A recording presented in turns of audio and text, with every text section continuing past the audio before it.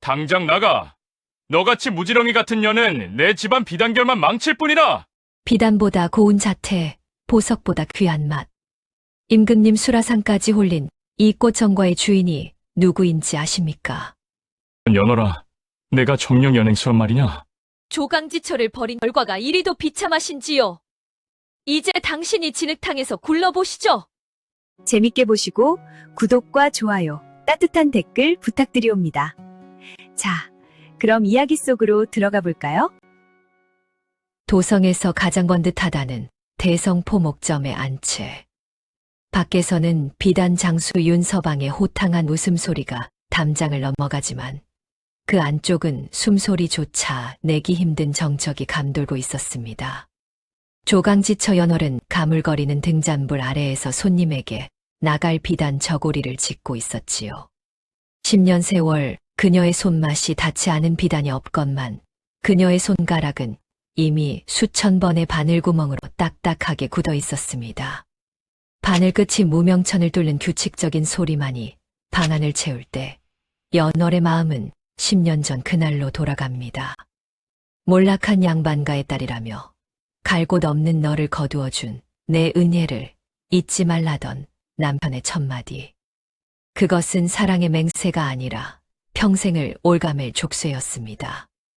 연월이 정성껏 지은 옷으로 상단의 명성은 높아만 갔지만 윤서방은 단 한 번도 그녀의 공을 인정하지 않았습니다. 오히려 내 투박한 손이 귀한 비단을 상하게 한다며 사사건건 트집을 잡았지요. 바늘이 손가락을 깊게 찌릅니다. 연월은 손가락 끝에 맺힌 핏방울을 보며 멍하니 중얼거립니다. 아, 또 내 탓이구나. 정신을 어디다 두고. 그녀의 자존감은 이미 남편의 구박 아래 가루가 되어 사라진 지 오래였습니다. 그때 육중한 대문이 쾅 치는 소리와 함께 거친 발소리가 대청마루를 울립니다. 술 냄새와 함께 방문이 거칠게 열리며 윤서방이 들이닥쳤지요. 낮에는 도성 최고의 점잖은 선비상인이라 칭송받는 그였지만 문을 닫는 순간 그의 눈빛은 굶주린 짐승처럼 변했습니다. 아직도 그 짓거리냐? 네, 그 투박한 손으로 비단을 만지니 좋은 비단결이 다 죽는구나. 몰락한 양반과 딸이라더니 손끝에 품이라고는 눈씩 찾아봐도 없어. 없다고. 서방님 오셨습니까? 내일 대감댁 마님께 나갈 옷이라 서둘렀습니다. 마님이 유독 소매 기세선을 중요하게 여기셔서 제 나름대로 신경을 썼습니다. 누가 물었느냐? 내가 감히 마음의 취향을 논해? 주제를 알아야지. 내 아비가 눈치 없이 굴다 집안을 말아먹더니 너도 똑같구나. 내 상단 일에 내가 뭘 안다고 입을 놀려? 입 닥치고 옷이나 내놓아라. 다음 날 대감댁 마님은 연월이 지은 옷을 보고 극찬을 아끼지 않았습니다. 어찌 이리 내 마음을 꿰뚫어 본 듯 선이 고운가라며 윤서방에게 후한 보너스까지 얹어주었지요. 하지만 집에 돌아온 윤서방의 손에 들인 것은 칭찬이 아니라 회초리였습니다. 내가 오늘 마님 앞에서 입을 놀렸다지? 소매깃이 어쩌고 저쩌고. 내가 감히 나보다 앞서서 아는 척을 해? 하지만 서방님, 마님이 물으셔서 답했을 뿐이고 결과적으로 마님도 아주 흡족해 하시지 않았습니까? 옷에 선이 살아나니 상단의 안목이 높다며 칭찬하셨습니다. 서방님 체면도 세워드린 것인데 어찌 그러십니까? 결과, 그건 내 공이 아니라 내 상단의 이름값 때문이다. 내가 옆에서 알랑방구 끼며 아는 척을 하니 마님이 나를 얼마나 우습게 보셨겠느냐? 네, 그 천박한 말버릇 때문에 우리 상단의 기품이 깎일 뻔했단 말이다. 내 아비가 조정해서 그리 말 한마디 잘못해서 유배 가더니 그 피는 못 속이는구나. 너 같은 년은 가만히 있는 게 도와주는 거다 알겠느냐? 내가 시키는 대로만 해. 내 생각 따위는 이 집에 필요 없다. 윤서방은 연월이 정성껏 지은 저고리를 바닥에 팽개치고 발로 짓밟았습니다. 연월은 흙탕물이 묻어가는 비단을 보며 아무 말도 하지 못했습니다. 자신이 옳았음을 증명할수록 남편의 폭언은 더 심해졌고 이제 그녀의 머릿속에는 오직 한 문장만 남았습니다. 나는 정말 쓸모없는 존재인가? 연월은 입술을 깨물었습니다. 맞는 말을 해도 죄가 되고 결과가 좋아도 과정이 죄가 되는 10년의 세월.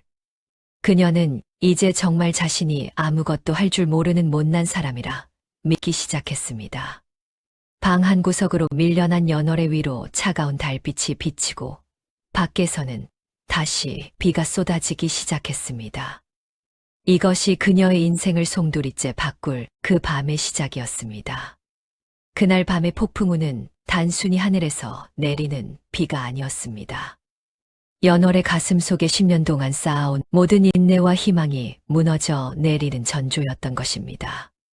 다음 날 아침 평소보다 일찍 일어난 포목점 마당에는 생전 보지 못한 화려한 꽃가마 한 대가 떡하니 버티고 서 있었지요. 가마 곁에는 분 냄새를 진하게 풍기는 젊은 여인이 오만한 표정으로 안채를 살피고 있었던 겁니다. 가마에서 내린 이는 도성에서 소문난 기생 출신의 미령이었습니다. 윤서방은 그 여인의 손을 다정하게 잡으며 연월의 눈앞에서 집 안으로 들였습니다.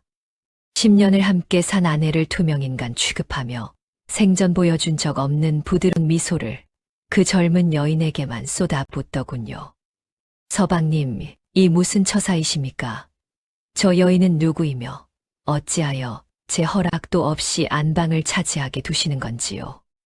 연월의 목소리는 파들파들 떨렸습니다. 10년 만에 처음으로 낸 용기였지만 돌아오는 것은 남편의 싸늘한 비웃음뿐이었지요. 네, 허락? 이 집의 주인은 나다. 자식 하나 점지받지 못하고 살림 하나 제대로 갈무리 못하는 내가 무슨 염치로 입을 놀리냐? 이제부터 미령이가 이 집의 안주인이다. 너는 저 뒷방으로 물러나 있든지 그것도 싫으면 당장 짐을 싸거라.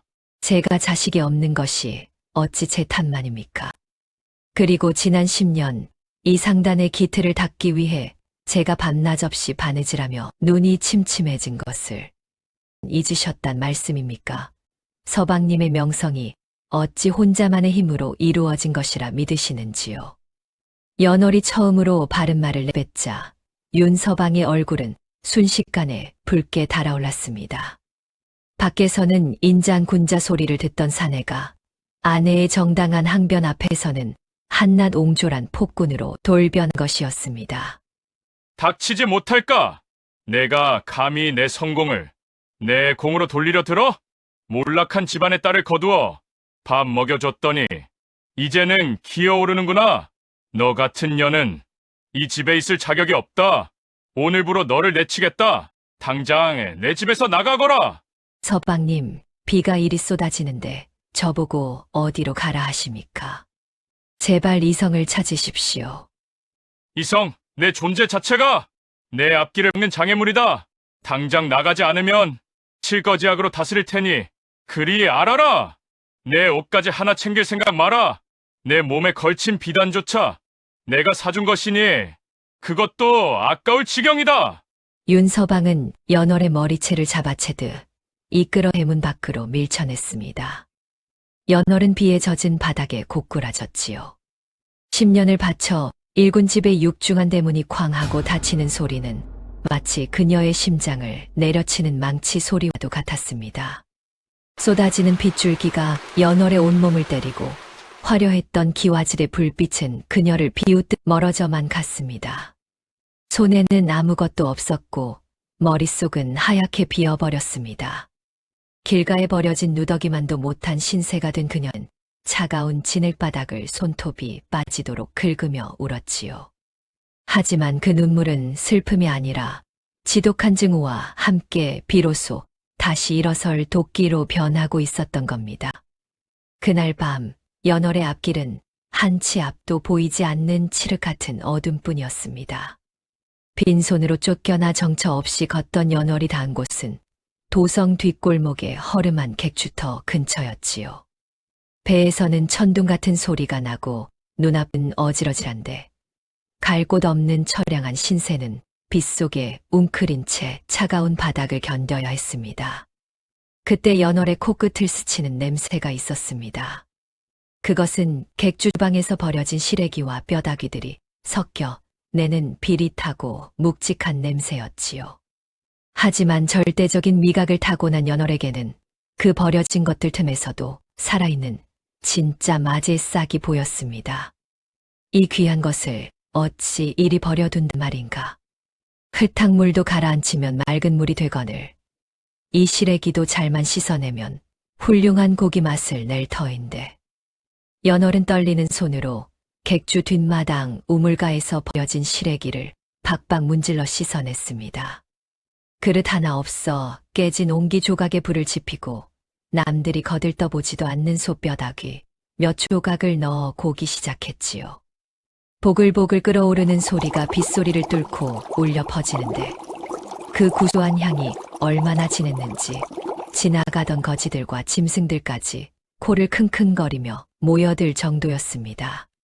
어디서 이리 기막힌 냄새가 나는 게냐? 이 근처엔 고깃국 끓일 집이 없거늘. 그때 어둠 속에서 묵직한 목소리가 들려왔습니다. 바로 한양 최고의 상단을 이끄는 송행수가 야행을 나갔다 돌아오는 길이었습니다. 송행수는 연월이 끓이고 있는 옹기 조각을 보고 눈이 휘둥그레졌습니다. 버려진 쓰레기 같은 재료로 이런 천상의 향기를 내다니 이는 예사 솜씨가 아니었기 때문입니다. 여인아, 내가 끓이고 있는 것이 대체 무엇이냐? 어찌 이리 맑고도 깊은 냄새가 난단 말이냐? 연월은 겁에 질려 고개를 숙였지만 이내 단호한 목소리로 답했습니다. 버려진 시래기의 쓴맛을 빼고 뼈 속에 숨은 단맛을 정성으로 달래어 깨웠을 뿐입니다. 사람이나 재료나 진심을 다해 기다려주면 제 본연의 가치를 드러내는 법이지요.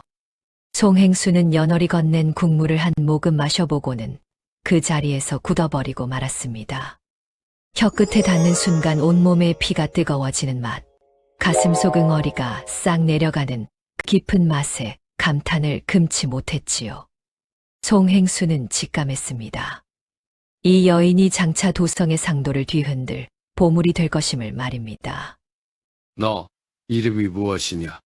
네, 재능이 너무나도 아깝구나. 나와 함께 가자. 내가 네 그 손맛으로 세상을 호령하게 해주마.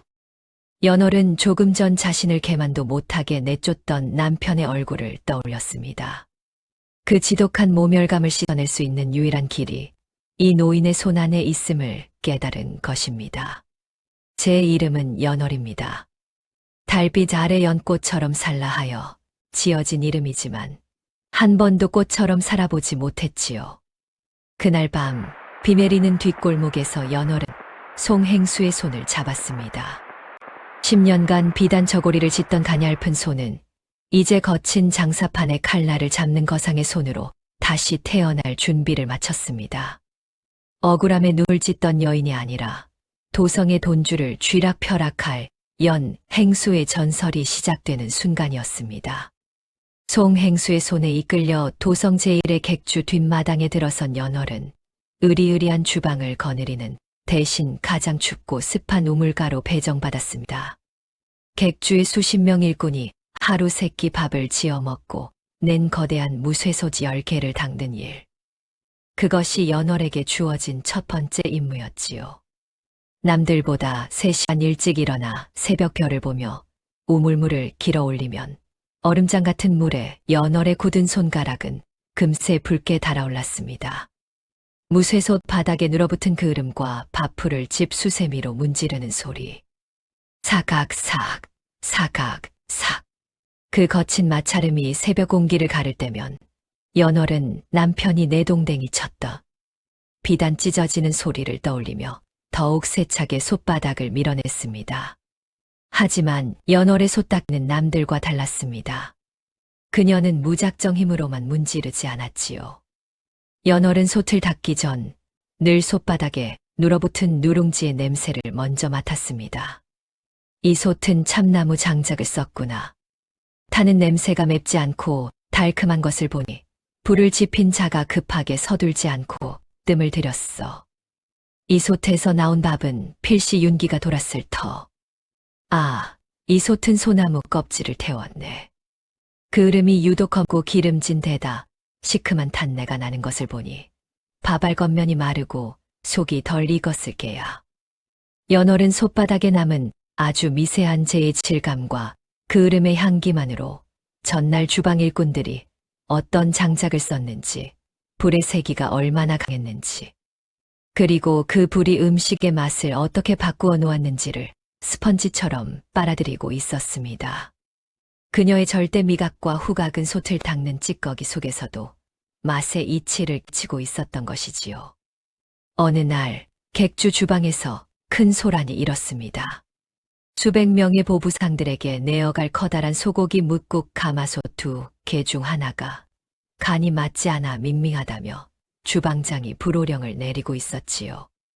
어찌 된 것이냐? 두 솥에 똑같은 양의 고기와 물을 넣고 똑같이 소금을 쳤거늘 하나는 간이 딱 맞고 다른 하나는 맹물 맛이 나니 귀신이 곡할 노릇이 아니냐? 주방 일꾼들이 어쩔 줄 몰라 발만 동동 구르고 있을 때 구석에서 묵묵히 솥을 닦던 연월이 조용히 나섰습니다. 손에 묻은 구정물을 앞치마에 쓱쓱 닦아내고는 문제가 된 가마솥 곁으로 다가갔지요. 연월은 국물을 맛보기도 전에 가마솥 뚜껑을 열고 확 피어오르는 뜨거운 김을 코끝으로 깊게 들이마셨습니다. 그러고는 나무 주걱으로 국물을 천천히 저으며 국물이 주걱에 닿아 튕기는 아주 미세한 소리에 귀를 기울였습니다. 주방장 어르신, 간이 안 맞는 것이 아닙니다. 소금이 덜 녹았을 뿐입니다. 뭐라, 3식경이나 끓였는데 소금이 안 녹다니 내가 미친 소리를 하는구나. 어르신, 저쪽 솥은 바람이 통하지 않는 안쪽 아궁이에 있어 장작불이 은은하게 오래도록 국물을 감쌌습니다. 허나 이쪽 솥은 문가에 있어 된 바람을 맞았지요. 겉보기엔 끓는 것 같아도 솥의 온도가 들쭉날쭉하여 무가 품고 있던 단물이 덜 빠져나왔고 치신 굵은 소금도 무의 속살에 엉겨붙어 국물로 우러나지 못한 것입니다. 연월의 말에 모두가 반신반의했지만 그녀는 주저없이 아궁이의 장작을 재배치했습니다. 타오르는 장작의 방향을 바람을 등지게 엇갈려 쌓고 솥바닥 한가운데에만 불길이 닿도록 숯불을 모았지요. 그리고 아주 고운 명주천을 가져와 국물 위에 둥둥 뜬 거품과 탁한 불순물들을 걷어내기 시작했습니다. 10여 분이 지났을까요? 보글보글으르. 솥 안에서 나는 끓는 소리가 아까와는 달랐습니다. 겉만 요란하게 끓던 소리가 잦아들고 국물 속 깊은 곳에서부터 묵직하게 뒤집히는 소리가 나기 시작했지요. 곧이어 주방 안에는 푹 익은 소고기의 진한 육향과 뭉근하게 풀어진 달큼한 무 냄새가 소금의 짭조름한 향과 어우러져 퍼져나갔습니다. 주방장이 떨리는 손으로 국물을 떠서 맛을 보았습니다. 그의 두 눈이 번쩍 뜨였습니다. 조금 전까지 밍밍했던 국물이 거짓말처럼 뼛속까지 시원해지는 깊고 진한 맛으로 변해 있었던 것입니다. 추가로 간을 한 것도 아닌데 말이지요. 너, 내가 정령솥을 닦는 주방댁이란 말이냐? 주방장의 떨리는 목소리에 연월은 그저 묵묵히 고개를 숙일 뿐이었습니다. 10년간 비단결의 미세한 흠집도 찾아내던 그녀의 섬세한 촉각과 미각이 이제는 가마솥에 끓는 소리와 장작의 냄새만으로 불과 소금의 조화를 통제하는 거대한 힘으로 깨어나고 있었습니다. 이 소문은 곧바로 송행수의 귀에 들어갔고 송행수는 몰래 미소를 지었습니다. 자신이 진흙탕에서 주워온 보석이 서서히 영롱한 빛을 내뿜기 시작했음을 확인한 것이지요. 연월이 빗속으로 쫓겨난 지 고작 반년이 지났을 무렵이었습니다. 도성에서 가장 화려하던 대성포목점의 마당에는 예전과 다른 기운이 감돌기 시작했지요. 연월이 있을 때는 새벽이 오기도 전에 마당 물기가 닦이고 장독대가 반짝였지만 이제 그곳엔 정체 모를 먼지와 낙엽만이 뒹굴고 있었습니다. 안주인 자리를 꿰찬 미령은 아침 해가 중천에 뜰 때까지 일어나지 않았습니다. 연월이 10년간 지켜온 상단의 엄격한 규칙들은 미령의 화려한 옷소매에 가려 서서히 무너져 내리고 있었던 것입니다. 어느 날 오후 포목점 안채에서는 윤서방의 날카로운 고함이 터져 나왔지요.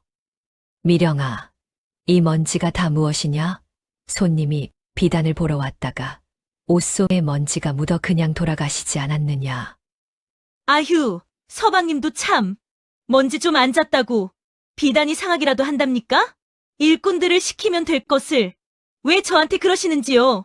미령은 콧방귀를 뀌며 거울 앞에 앉아 분을 바르기에 여념이 없었습니다.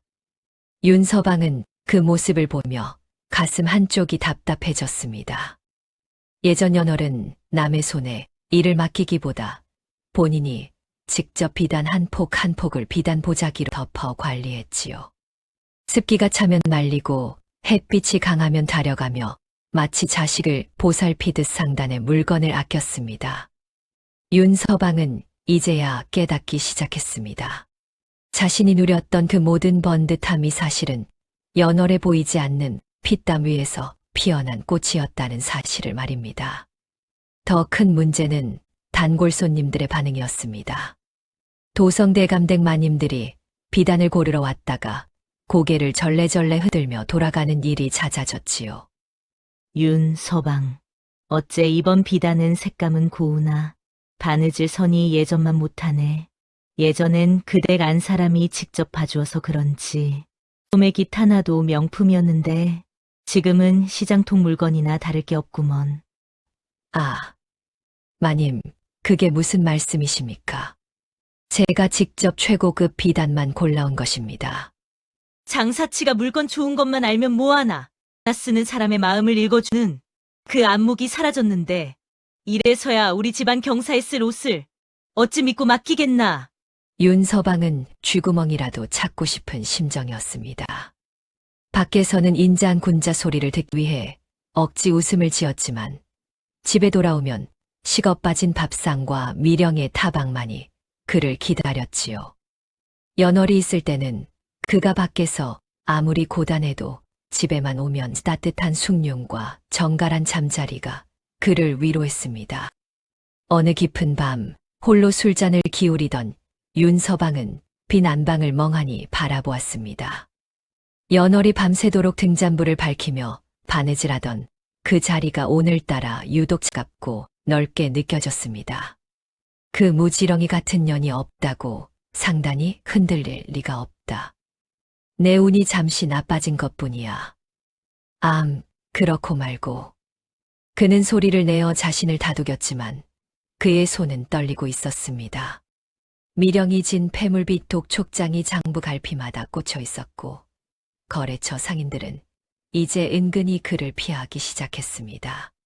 10년의 공든 탑이 연월이라는 기둥 하나가 빠지자마자 이토록 쉽게 흔들릴 줄은 꿈에도 몰랐던 것이지요. 같은 시각 송객주의 주방구석에서 솥을 닦던 연월은 남편에 대한 소식조차 궁금해하지 않았습니다. 그녀의 머릿속엔 오직 하나, 자신이 끓이는 이 국물이 어떻게 해야 더 깊고 진한 맛을 낼 수 있을지만 가득했지요. 윤서방의 상단에서 연월의 흔적이 지워질수록 연월의 가슴 속에서는 새로운 인생의 불꽃이 소리 없이 타오르고 있었습니다. 송객주의 아침을 깨우며 내공을 쌓은 지 어느덧 2년이라는 시간이 흘렀습니다. 연월의 이름은 이제 객주 일꾼들 사이에서 연행수라는 깍듯한 호칭으로 불리고 있었지요. 하지만 연월은 안주하지 않았습니다. 그녀는 10년 동안 매일같이 손가락에 피가 나도록 비단을 만졌던 그 섬세한 감각을 이제는 음식을 예술로 승화시키는 데 쏟아붓기 시작했습니다. 그녀가 선택한 것은 바로 정과였습니다. 생강, 연근, 도라지처럼 딱딱하고 아린 맛이 나는 뿌리 채소들을 꿀에 졸여 투명한 보석처럼 만드는 작업이었지요. 사람들은 그저 달게 졸이면 그만이라 생각했지만 연월의 정과는 시작부터가 달랐습니다. 연월은 날카로운 조각칼을 쥔 채 마치 비단에 술을 놓듯 재료를 다듬었습니다. 서걱, 서걱. 딱딱한 연근이 그녀의 손끝에서 얇은 꽃잎 모양으로 깎여 나가는 소리는 마치 고요한 밤의 바늘이 비단을 통과하는 소리처럼 정교했습니다. 10년간 비단에 오를 세고 결을 맞추던 그 눈썰미가 이제는 채소의 섬유질 하나하나를 읽어내어 가장 아름다운 꽃 모양으로 빚어내고 있었던 것입니다. 비단은 짓밟히면 찢어지지만 이 단단한 도라지는 꿀물 속에서 인내하면 보석이 됩니다. 내 인생도 이 쓴 도라지와 다를 바 없으니 가장 달콤한 빛을 내뿜을 때까지 기다려야지요. 연월은 정성을 다해 깎은 재료들을 진한 꿀물과 조청에 넣고 은근한 불에서 졸여내기 시작했습니다. 보글보글 조청이 끓어오르며 내는 달콤한 소리가 주방 가득 퍼졌습니다. 연월은 가마솥 곁을 한시도 떠나지 않고 부채질을 하며 거품을 걷어냈습니다. 불이 너무 세면 색이 탁해지고 너무 약하면 식감이 질겨지기 때문입니다. 며칠 밤낮을 말리고 다시 조리기를 반복하자 마침내 가마솥 안에서는 믿기지 않는 광경이 펼쳐졌습니다. 흙 묻은 딱딱한 뿌리였던 재료들이 햇빛을 머금은 비취색과 루비처럼 영롱한 붉은색으로 변해 투명하게 빛나고 있었습니다. 접시에 담긴 정과는 마치 비단 위에 피어난 꽃자수처럼 화려하고 기품이 넘쳤습니다. 한 입 베어 물면 쫀득하게 씹히는 식감 뒤로 채소 본연의 깊은 향과 꿀의 은은한 단맛이 조화롭게 어우러졌습니다.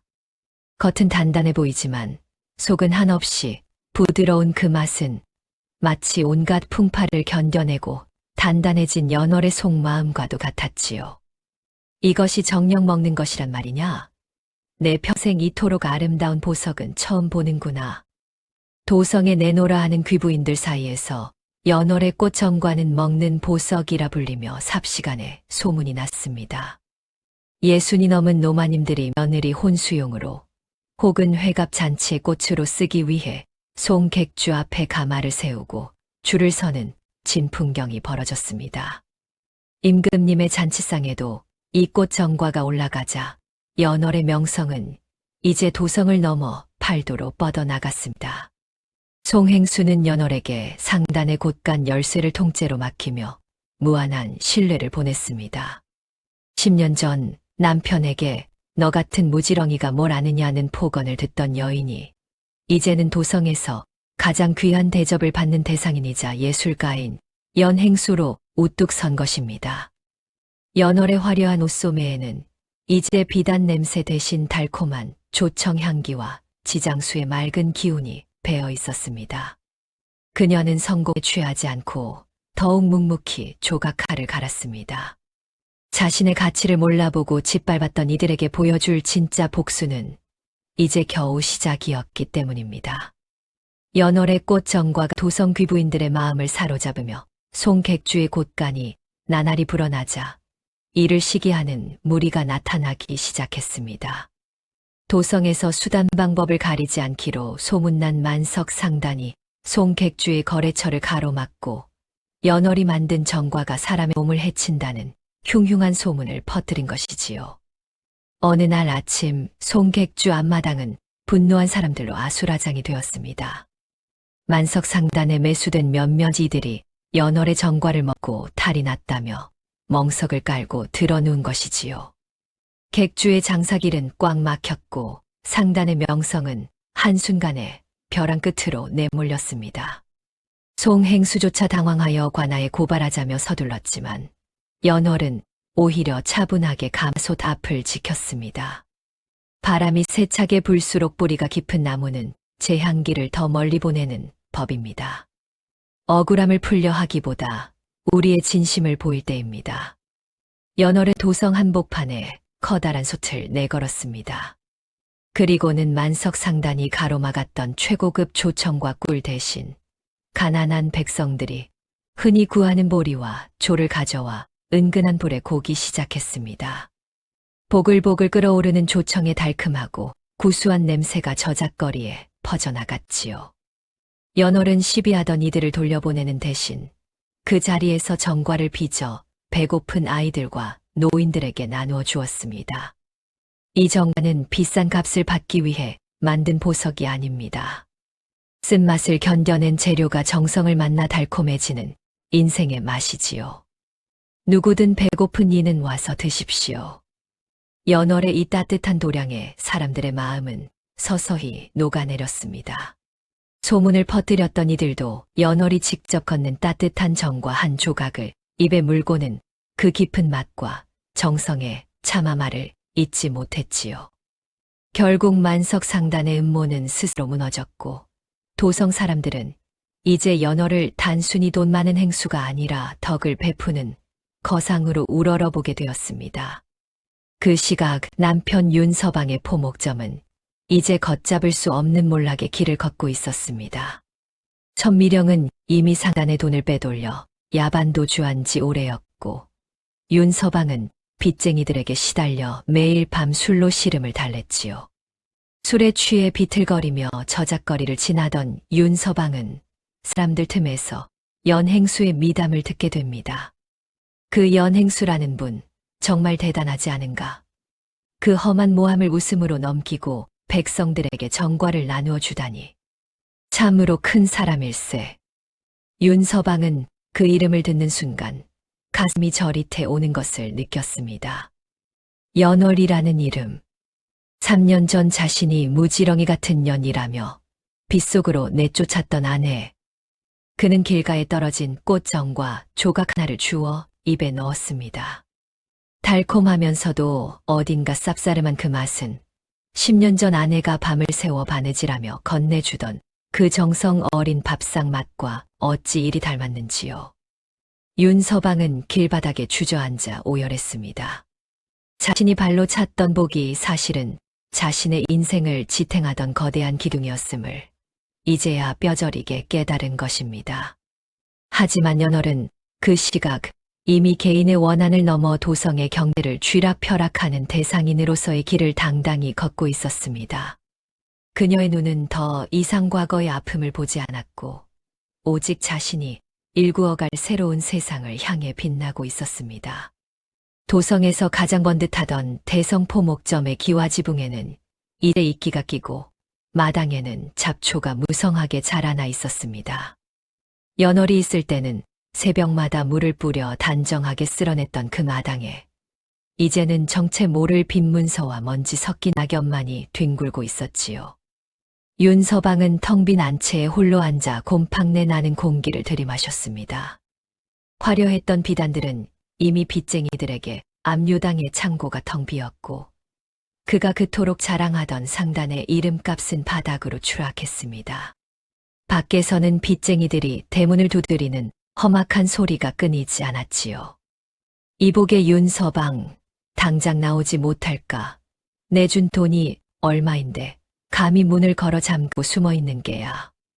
쾅쾅 대문을 부술 듯한 소리에 윤서방은 이불을 뒤집어 쓰고 덜덜 떨었습니다.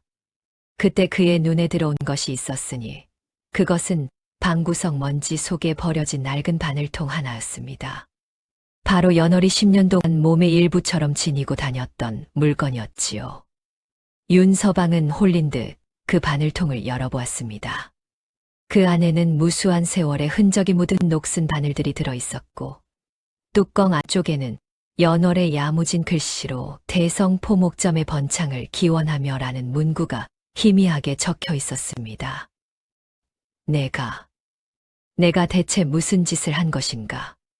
이 바늘 끝에 맺혔던 것이 그년의 피눈물인 줄도 모르고 윤서방은 바늘을 손에 꽉 쥐었습니다. 바늘 끝이 살을 파고들어 피가 났지만 그는 아픔도 느끼지 못한 채 오열했습니다. 밖에서 인자한군자 소리를 듣기 위해 알을 깎아내리고 짓밟았던 자신의 오만함이 결국 자신의 인생을 이토록 처참하게 무너뜨렸음을 이제야 깨달은 것입니다. 결국 빚쟁이들이 대문을 부수고 들이닥쳤습니다. 윤서방은 머리채를 잡힌 채 저작거리로 끌려 나왔지요. 이놈, 갚을 돈이 없으면 몸으로라도 때워야지. 당장 나가서 머슴살이라도 하란 말이다. 사람들의 비웃음 섞인 야유 속에 윤서방은 길바닥 진흙탕에 처박혔습니다. 차가운 빗방울이 그의 머리 위로 떨어졌지요. 3년 전 그가 연월을 향해 너 같은 무지렁이는 필요 없다며 대문을 걸어 잠갔던 바로 그 밤과 똑같은 풍경이었습니다. 그는 진흙탕에 얼굴을 묻은 채 환상을 보았습니다. 빗속에서 맨발로 울고 있던 연월의 뒷모습, 그리고 그 뒤로 들려오는 사람들의 웅성거림. 여보게들, 저기 송객주의 연행수가 행차하신다네. 저분이 빚은 꽃 정과가 도성을 뒤흔들고 있다지. 윤서방은 번쩍 고개를 들었습니다. 저 멀리 화려한 가마 주위로 사람들이 구름처럼 몰려들고 있었습니다. 자신이 쫓아냈던 그 무지렁이 안에는 이제 감히 쳐다보지도 못할 높은 곳에 있었고, 자신은 그녀가 버려졌던 그 차가운 진흙 바닥에 누워 있었습니다. 그는 가슴을 쥐어짜며 비명을 질렀지만 목소리는 빗소리에 묻혀 나오지 않았습니다. 뼈저린 후회는 이제 독이 되어 그의 온몸을 갉아먹기 시작했습니다. 하지만 이것은 끝이 아니었습니다. 파산 직전에 그가 마지막 동아줄을 잡기 위해 찾아가야 할 곳이 바로 그 행수의 상이었기 때문입니다. 도성에서 가장 큰 위세를 떨치는 송객주의 육중한 소슬대문 앞, 한때는 도성을 호령하던 대성포목점의 주인 윤서방이 이제는 다 떨어진 도포작을 여미며 서 있었습니다. 빚쟁이들에게 상단을 빼앗기고 길거리에 나앉게 된 그에게 남은 마지막 동아줄은 오직 도성의 자금줄을 쥐고 있다는 연행수를 만나 자비를 구하는 것뿐이었지요. 윤서방은 마른 침을 삼키며 객주 앞채로 들어섰습니다. 마당 가득 풍겨오는 달콤하고 은은한 조청 냄새, 그리고 뿌리 채소를 정성껏 졸여 만든 꽃정과의 향기가 그의 코끝을 자극했습니다. 3년 전 아내가 밤마다 부엌에서 정성스레 음식을 준비할 때 나던 그 따뜻한 냄새가 그의 기억 속을 헤집어 놓았지요. 연행수님, 대성포목점의 윤서방이 간곡히 청을 드리고자 왔습니다. 부디 한 번만 만나 주십시오. 마룻바닥에 고개를 조아린 윤서방의 시선에 가장 먼저 들어온 것은 방 안쪽에서 천천히 걸어 나오는 한 여인의 발끝이었습니다. 3년 전 그 밤, 자신이 빗속으로 내쫓을 때 신겨보냈던 그 낡고 찢어진 집신 대신 화려한 진주와 비단 자수가 놓인 영롱한 꽃신이 그의 눈앞에 멈추어 섰습니다. 그 꽃신을 보는 순간 윤서방의 온몸에 소름이 돋았습니다. 10년 동안 아내의 발 모양을 누구보다 잘 알던 그였습니다. 떨리는 마음을 억누르며 그는 차마 고개를 들지 못한 채 말을 이어갔습니다. 행수님, 제가 어리석어 집안을 말아먹고 이제는 굶어 죽을 처지가 되었습니다. 행수님께서 보석처럼 빚어낸 그 꽃정과를 저희 상단에 남은 비단과 바꿔주신다면 다시 일어설 기회를 얻을 수 있을 것 같습니다. 제발 자비를 베풀어 주십시오. 한참 동안 정적이 흘렀습니다. 방 안에서는 향기로운 차 따르는 소리만이 고요하게 울려 퍼졌지요. 그러다 마침내 윤서방의 귓가를 울리는 목소리가 들려왔습니다. 비단은 짓밟히면 찢어지지만 인내한 도라지는 꿀물 속에서 보석이 된다 하였습니다. 윤서방님께서는 3년 전 비단처럼 귀한 것을 제 손으로 찢어버리고 이제 와서 흙 속의 보석을 찾으시는군요. 윤서방은 그 목소리를 듣는 순간 심장이 멎는 것 같았습니다. 그토록 무시하고 구박했던, 하지만 자신의 모든 고통을 묵묵히 받아내던 아내의 연월의 목소리였기 때문입니다. 그는 천천히 고개를 들었습니다. 그곳에는 자신이 무지렁이라며 내쫓았던 그 초라한 여인이 아니었습니다. 화려한 비단옷을 입고 위엄있는 눈빛으로 자신을 내려다보고 있는 도성 최고의 거상, 연행수가 앉아 있었습니다. 연호아, 내가 정녕 연월이란 말이냐? 윤서방의 목소리는 파들파들 떨렸습니다. 반가움보다는 죄책감과 공포가 그의 온몸을 휘감았지요. 연월은 흔들림 없는 눈빛으로 그를 응시하며 3년 전 자신이 빗속으로 쫓겨날 때 윤서방이 던졌던 차가운 말을 그대로 돌려주었습니다. 결과가 좋아도 과정이 죄가 된다 하셨지요? 서방님의 몰락이라는 결과는 조강지처를 벌인 그 과정이 이미 죄가 되었기 때문입니다. 제 상단의 이름값은 서방님 같은 장사치에게 빌려줄 만큼 가볍지 않습니다. 연월의 차가운 일갈에 윤 서방은 대답할 말을 찾지 못한 채 입만 벌리고 있었습니다. 자신이 발로 찼던 복이 이토록 거대한 산이 되어 돌아올 줄은 꿈에도 몰랐던 것이지요. 연월은 비서에게 눈짓을 하여 윤 서방이 가져온 낡은 비단 보따리를 그에게 다시 밀어냈습니다. 3년의 세월이 흐른 지금 두 사람의 위치는 완벽하게 뒤바뀌어 있었습니다. 연월의 손끝에 낀 옷가락지가 햇빛을 받아 번쩍일 때마다 윤 서방의 후회는 진흙탕보다 더 깊게 그의 가슴을 파고들었습니다. 객주 안채의 공기는 얼음장처럼 차가웠으나 그 사이로 흐르는 꽃정과의 달콤한 향기는 역설적이게도 더욱 진동했습니다. 무릎을 꿇고 바닥에 이마를 짓깨고 있는 윤 서방의 거친 숨소리만이 고요한 방안을 채울 뿐이었지요.